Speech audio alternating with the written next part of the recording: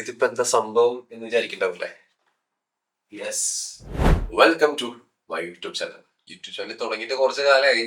എന്നൊന്നും ഒരിക്കലും വിചാരിച്ചില്ല ഇങ്ങനെ ഇതിന് മുന്നിൽ വന്നിരുന്ന് സംസാരിക്കാൻ പറ്റുന്ന ഒരു പരിപാടിയിലേക്കാണ് ഞാൻ പോകുന്നത്. ഞാൻ യുനോ കോവിഡിന്റെ സമയത്താണ് ഞാൻ കുറച്ചധികം ആക്റ്റീവ് ആയത്. അന്ന് കുഞ്ഞു കുഞ്ഞു സീരീസ് ഒക്കെ ചെയ്ത് മൊബൈൽ ഫോണിൽ കോവിഡ് സീരീസ് ഒക്കെ ചെയ്ത് നമ്മുടെ വീട്ടിലുള്ള ഏട്ടനും അനിയനും കസിനൊക്കെ വെച്ചിട്ട് ചെയ്ത പരിപാടിയായിരുന്നു. അങ്ങനെയാണ് എനിക്ക് ഈ കണ്ടന്റ് ക്രിയേഷൻ എന്നുള്ള പരിപാടിയിലേക്ക് ഒരു തോട്ടം ചെയ്തത്.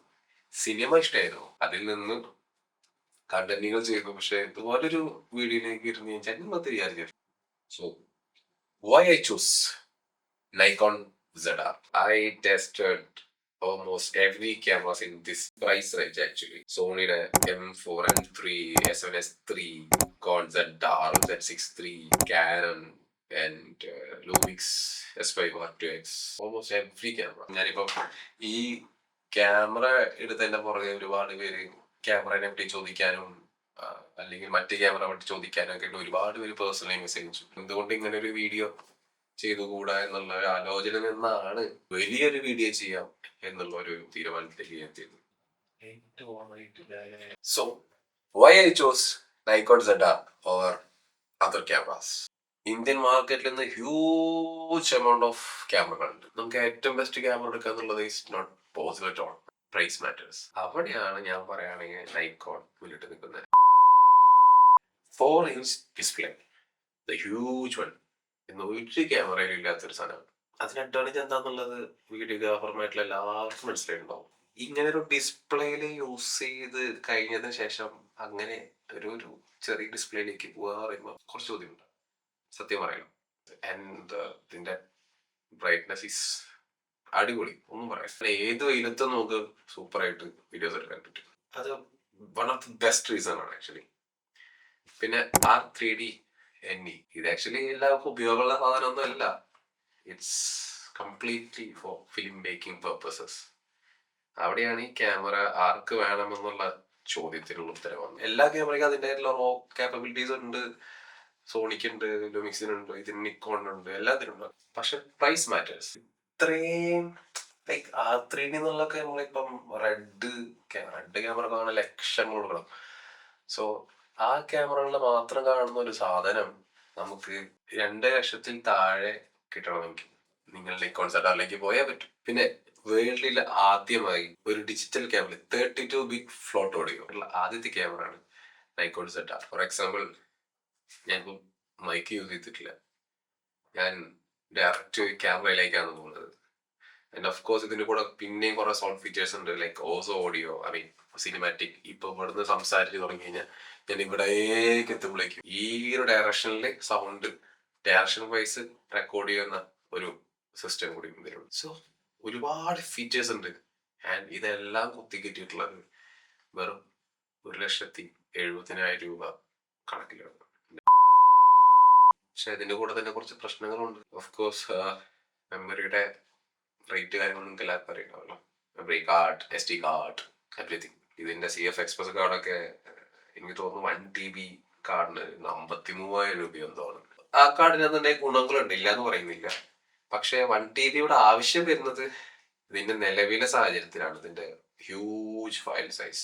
R3D ഒക്കെ എനിക്ക് തോന്നുന്നു 10 സെക്കൻഡ് ഒക്കെ റെക്കോർഡ് ചെയ്യണമെങ്കിൽ ഒരു 3 to 4 GB യൂസ് ചെയ്യുന്നുണ്ട്. ഇതിന്റെ കറക്റ്റ് എത്ര 1000 സംതിങ് Mbps എന്തോ സംതിങ് ആണ്. ഇതിൽ ഉപയോഗിക്കുന്ന കാർഡ് യൂസ് ചെയ്ത് കഴിഞ്ഞാൽ ഇതിന്റെ ഡബിൾ ഡ്യൂറേഷനിൽ നമുക്ക് റെഡ് ക്യാമറയിൽ ഷൂട്ട് ചെയ്യാൻ പറ്റും. ഓഫ് കോഴ്സ് ഇത് പ്രശ്നമാണ്. അവർ കൊടുത്തത് ഡുവൽ കാർഡ് സ്ലോട്ടിൽ ഒന്നുള്ളത് CF എക്സ്പ്രസും ആൻഡ് മൈക്രോ SD ആണ്.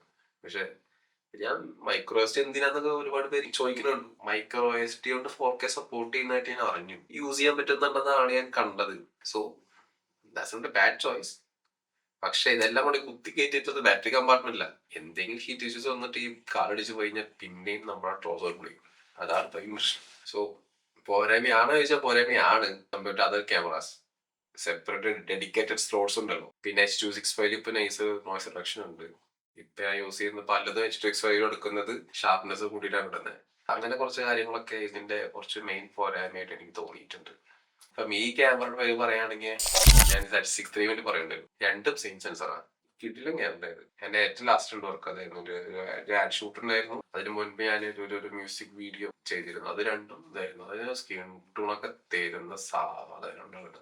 അപ്പൊ നിങ്ങൾ വിചാരിക്കും എന്തുകൊണ്ട് ഞാൻ ആ ക്യാമറ നോക്കാതെ ഈ ക്യാമറ നോക്കിയെന്ന്. അവിടെയാണ് ഇതിന്റെ ഫേംവെയർ അപ്ഡേറ്റ് പറ്റി എനിക്ക് പറയാനുള്ളത്. ഓൾമോസ്റ്റ് കൺഫേംഡ് ആയിട്ടുള്ള ഒരു 2-3 അപ്ഡേറ്റ് വരുന്നുണ്ട്. ഒന്ന് R3D size matter and H.265 noise reduction പ്രശ്നം and of course log 3D10 red colour science എല്ലാ കൊടക്കിലേക്ക് വരുന്നുണ്ടെന്നാണ്.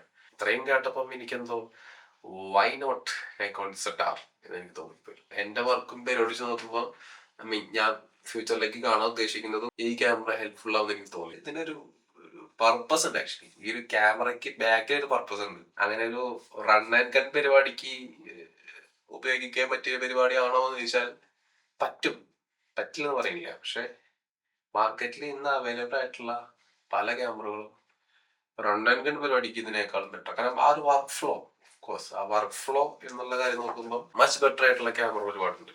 പക്ഷെ ഇതൊട്ടും മോശമല്ല. അതായത് ഒരു റൺ ആൻഡ് ഗൺ പരിപാടി അല്ലാതെ നിങ്ങളൊരു സിനിമാറ്റിക് രീതിയിൽ അഡ്വർടൈസ്മെന്റ് ആവട്ടെ, short films and music videos blah blah blah അതുപോലെ പരിപാടിയൊക്കെ ആണെങ്കിൽ ദിസ് ക്യാമറ ഈസ് പോയിന്റ്. ഇത്രയും നിലവിലുള്ള പ്രശ്നങ്ങൾ മാറ്റി നിർത്തി കഴിഞ്ഞാൽ ദിസ് ക്യാമറ ഈസ് അൺബീറ്റബിൾ. മാർക്കറ്റിൽ ഒരു ക്യാമറയ്ക്കും പറ്റില്ല.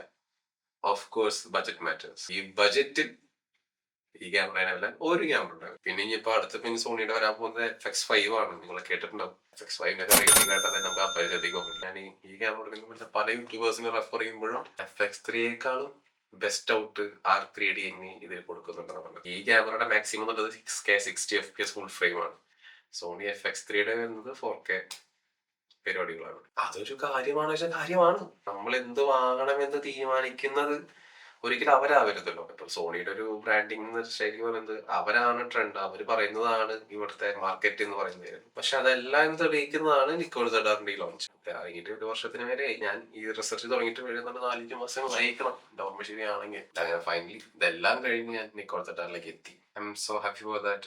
ഇതുപോലുള്ള വീഡിയോകളൊക്കെ ഞാൻ ഇനി ഫ്യൂച്ചറിൽ ചെയ്യാൻ പ്ലാൻസ് ഉണ്ട്. കൂടുതൽ ക്യാമറ കമ്പാരിസൺസും മറ്റു കാര്യങ്ങളൊക്കെ ആയിട്ട് ഞാൻ വീണ്ടും വരും. 5-6 ക്യാമറ യൂസ് ചെയ്തെന്ന് ഞാൻ പറഞ്ഞല്ലോ. എല്ലാത്തിനും പ്രോസും കോൺസും ഞാൻ പറയുന്നതായിരിക്കും. So stay tuned. ഈ ഒരു പുതിയ സംരംഭത്തിലേക്ക് എല്ലാവർക്കും സ്വാഗതം. Thank you.